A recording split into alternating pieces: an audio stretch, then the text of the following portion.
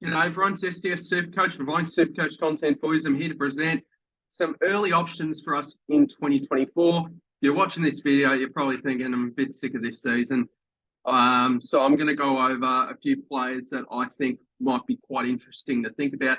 Now, it's very early. Like, we've got about 6 months till we really got to decide or if we want to really think about SuperCoach 2024. So this is super early, but for those that want to plan already for 2024, I guess this might be the video for you. So I've got a few names here on their rough price. Basically, what I did was I looked at like last year's averaging on players and seeing where their starting price was, and then I sort of, right, what are they averaging right now, and what correlated their score to what someone got heading into this year, if you get what I mean. So, look, we'll start off. It says right here, Bailey Smith, I think, is fairly interesting. At the minute, with what he's averaging an 84 flat. That would get him at a 460 price tag. Now, if they wanted him to play a bit more inside midfield, or if he changes clubs, I think Bailey Smith's actually quite interesting. I think he just needs to get more inside midfield time, or if he can just be more involved in the play. Maybe they fade a little bit from Tom Liberatore's midfield minutes, and maybe there's some more catered to Bailey Smith. So I think Bailey Smith's one to keep an eye on, because if I had to predict what sort of structure our 2024 starting team will be, because we're losing a lot of forwards for next season. We're losing Dunkley, Taranto, Rosie, Goulden, Canelio, all these sort of players. So it's going to be a new look sort of forward line for us for next season. So I could sort of predict us not really picking that many forward premiums in our starting team, and just sort of waiting to see what is our actual like best forward line for next year, and just upgrade from there. So it might be a little bit different to this year, where we just pick basically three or four premiums in our forward line. It's going to look a lot different next year. So I think Bailey Smith's one to keep an eye on. He's certainly capable of better than an 84 average, and I think at 460, that's pretty good value. Seems like the most expensive forward heading into next season is going to be Jack McRae at about 580k. If Bevo, if he's still the coach, puts him back in the midfield, then he's certainly going to be a very interesting option. Sorry, I've got notes on all the players here. So I think he's going to be fairly interesting if some people want to go that route, if he's going to get more midfield minutes. So we'll see on Jack McRae. We know his history. He scored very well in the past. If he plays 40% midfield time, I could see why everyone will be picking him. Now, the only bloke that could dethrone McRae is probably the most expensive forward next year. Will be if Christian Petrarca keeps playing down forward, he might actually get forward status. And he's going to be quite expensive. I actually don't have his price tag. So 119.3. So this is how I do it, go to past season. So 119.3. It's a bit tough because there's not really someone there. But we'll go to Turk Miller, for example, and I'll get to him later because I think he's interesting as well. What was he priced at the start of the year? 662. So it seems like Petrarca will be priced around that 655 range. So they'll be interested to see if people wanted to pay up for. If he does get forward status, I think Petrarca will be fairly popular. Just going on the forwards as well, Angus Sheldrick today got ruled out for the rest of the season. He's having ankle surgery, so he's averaging 60. So he'll roughly be at 330k. We know the talent that he's got, but it's just going to be more dependent on if John Longmire is going to play more in the midfield next year. He'll have mid-forward status. And the last forward I do want to touch on, obviously there's a heap of options, but just thought I'd go through a few, is Luke Jackson. If they do decide to trade away Sean Darcy, then I find Luke Jackson extremely interesting, because we know his talent here as the solo ruck. Now, where were the games where Sean Darcy was missing? So Sean Darcy got injured here, full-time ruck, and I believe this is when Sean Darcy was back. Maybe he was back for the Essendon game. I could be wrong, but I believe it was for the Western Bulldogs game where Sean Darcy was back. Look at that scoring when he's the solo ruck. So He'll be priced at 500k. The way things stand, this is all the prices as things stand right now. He'll be at 500k, and I think if if Sean Darcy does get traded, I think Luke Jackson could almost be a lock because he's going to provide you ruck cover. He's going to be the solo ruck, but that's all dependent on if Sean Darcy does decide to leave. Speaking of Sean Darcy, he'll be priced at 581. So he's another one with the domino effect where if he changes clubs and becomes that solo ruck, he'll be priced at 581. That's pretty good value because we all know what he's capable of.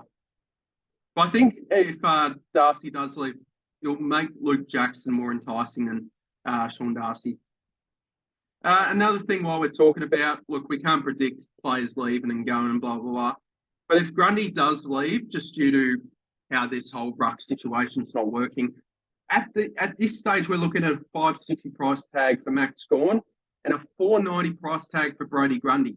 Now, teams will be interested in Brodie Grundy for next season. He's on a lot of money, though, but at 490k, that could be a very handy start and ruck.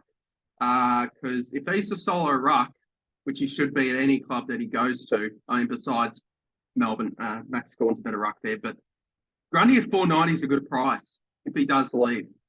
Gawn at 560 as well, solo ruck. We know the big deal with Gawn. He is a terrific ruckman. Tim English, he's going to be at 700k or more. So they'll be very interesting for teams next year. Do people actually want to pay up that much for Tim English? So they'll be fairly interesting. I think I'm going to go down a different route next season where I'm not going to be picking a bloke around 700k or more. But that's very early days. I mean, bloody hell, we're in July. And we're talking about relevant things that could happen in October, December. So this is a video for you guys if you guys just had enough of SuperCoach 2023. So English at 700k, I think that's just too much in my opinion to pay for anyone. But if he's solo ruck, then I can totally understand it. We'll move into the midfielders. We got a few here. Bond's going to be 700 plus K. So if you're willing to pay up for that, you can. But usually picking these 700k starting picks these days don't really work out. So Bond at 700k or more, you'll be looking at a 705k price tag roughly. So that's a lot of money to pay up for Bond. But if you love the Bond, and I do too, you're going to have to pay a fair bit. Sam Walsh is another one I'm fairly interested to talk about. So playing more half forwards sort of thing. If he wants to take his game to the next level and become a full-time midfielder, I think at 570k, that's a pretty good price tag. We know what he's capable of. I mean, and also we need him to have a fully fit pre-season. A lot of people didn't pick him, I believe, heading into 2022 or 2023 because of a delayed pre-season. So, and also missing a first few games this year. So, like Walsh, we know what he's capable of. Like 103.8, he can do much better than that. We've seen some good averages in the past, 111, 117. We see the talent there. So I think if Walsh can have a fully healthy pre-season with some good midfield minutes, I think at 570, that is a really good price. This one is an absolute bargain if John Longmire will actually play him midfield. I mean, he is a bit, but Callum Mills, what's he averaging right now? I believe it's 88.6. So at 88.6, they'll put him at 488 for next season. That is really good value for Callum Mills. So I quite like that a fair bit. Tuke Miller's another one. I think this average will go up a little bit more, but as it stands right now, Tuke Miller, he was priced at like 660k this year. He's going at this stage he'd be 557k, which again, as I'm saying with each player, it's good value. So I'm just mainly looking at the value blokes and also these blokes at 700k. I think Tuke Miller at 557k is very interesting, but we need him to sort of, if we want him to stay at this price tag, we kind of need him to stay around this 101, 102 kind of average, but I think he'll go up a bit more for the rest of the year. due to a new coach, he's going to be playing a little bit more midfield. He got 60% CBAs on the weekend. And lastly on the midfielders, I want to talk about Jack Steele. If the Steele of old comes back, we'll get him at a good price of $513K for next season as it stands, which I think's a pretty good price. Because normally in SuperCoach, I usually like targeting players that have done it in the past. And Steele, I mean, what did he average? So 2022, he averaged 109, 126, 2021.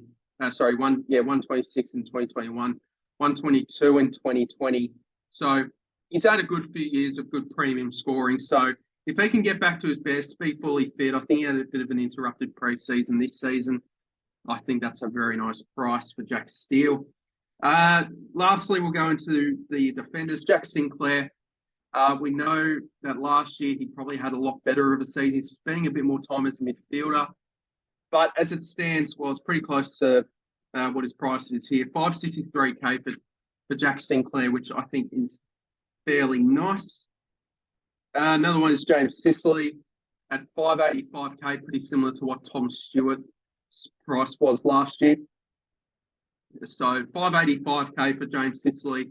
If he can stay around this 109 average, then I think that's pretty good, getting a guy under 600K that we know what his scoring is capable of.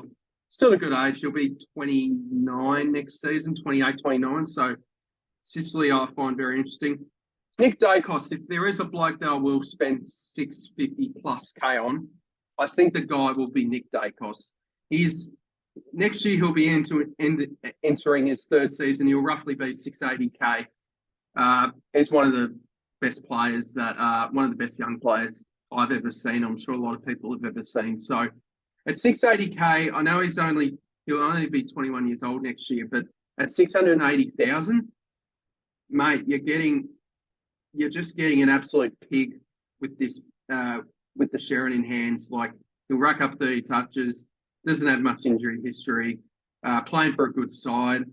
They always feed him the ball. So I think Nick Dacos, out of all the blokes, in my opinion, they will spend 650 plus K on next season, it will be Nick Dacos, and he should have defender status as well. So we can pick him in our back line. Two more players I'll go over and they'll probably do it. Harry Sheasel at 525 with Hall potentially retiring, Jack Zeeble potentially retiring. If he's playing a bit more, if he's going to be that half-back type next year as well, he'll be at 525K. He could have that Nick Dacos second season that we saw this season. So I really find Sheasel quite interesting at that price as a defender for next year. And also a bloke that we haven't seen at all this year that we assume will be getting a bit of game time next year. It's, and this is the final one, Zach Williams. At 425K, he'll get a 30% discount on that 425K price tag. I'm not that good at maths, so I can't really calculate that. But if I had to get like 30% of 425, I'll look up what it could be when I stop recording. But 425K price tag, 30% of it off. So I don't know. Could it be like a 350K price tag? Could he be the Jacob Hopper pick of 2024? There are a lot of mouths to feed in that Carlton back line. And but I do think he does have the capabilities of making 150K for us, getting to 500K. Maybe even being a premium. This is being bloody slow. SuperCoach. He does have some good pass scoring. So average 77 last year, injury affected, 84. But I believe, 2020 was 85, but 101. Yeah, so it's sort of maybe more looking at like I think a good result would be like a 90 average, which actually might not be enough for his price. Oh, it could be.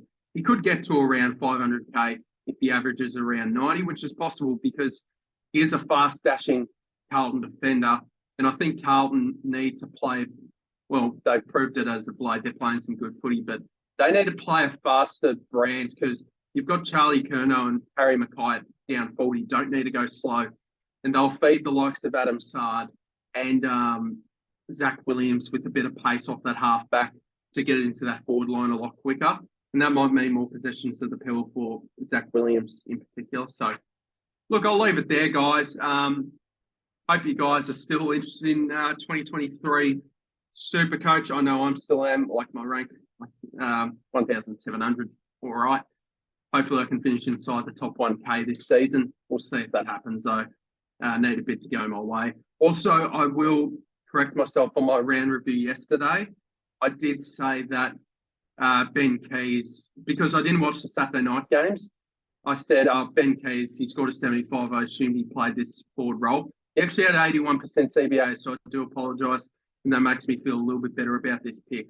So I do apologise about the Ben Keys harsh criticism, because I was a bit off on that. So he actually had 81% CBA. So I'll leave it there, guys. Thank you guys very much for watching, and I'll see you guys in the next video. Cheers.